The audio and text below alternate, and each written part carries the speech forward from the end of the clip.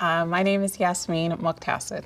And I am Mychael Darwin. We're actually at Omnific Studios, and this is our design studio. This is one of the jackets I did for Prince for the 3121 World Tour. There's only 52 made in the world. My favorites in living color that started the whole thing off, making jackets. This is one of the original living color jackets.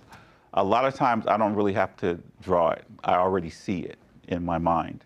And then when I'm specifically dealing with the customer, like we have a band that we're getting ready to work with, for that particular group, I will do sketches for.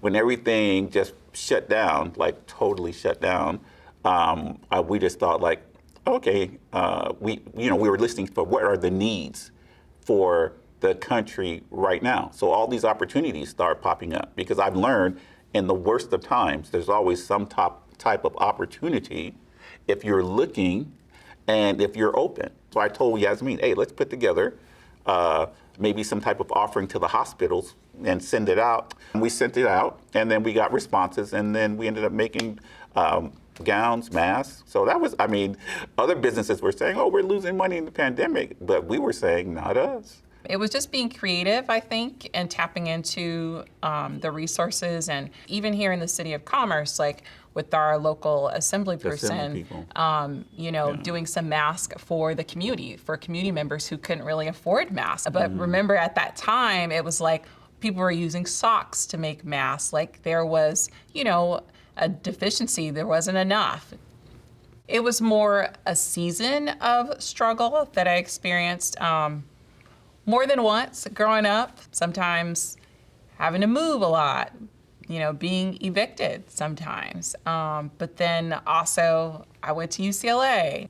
As a kid, I can only remember, we were always provided for because we had also a network of relatives. Our grandmother, was one of the foundations of our family. So my father, when he was away in military, we were pretty well taken care of all the time. When my dad got his GI Bill and he began to buy real estate, and from that point on, my parents did very well. As I come downtown LA and you see the poverty slapping you in the face, under the bridges, walking on the streets, people living in tents, it's abominable. But if each one of those people had an opportunity to be able to expand their gifts, the opportunity for education, opportunity for schooling, opportunity for networking, opportunity to reach out and actually have a concrete system in place, not just words, not just, political verbiage, the whole world would be a completely different place. I think if there are ways that there can be targeted encouragement, particularly I think for African Americans in this country, and directed policy, I think, to help young Black girls and boys to channel that creativity and those gifts at a young age. Like, if you don't like doing this, but you like doing this, how can you bring that to the world?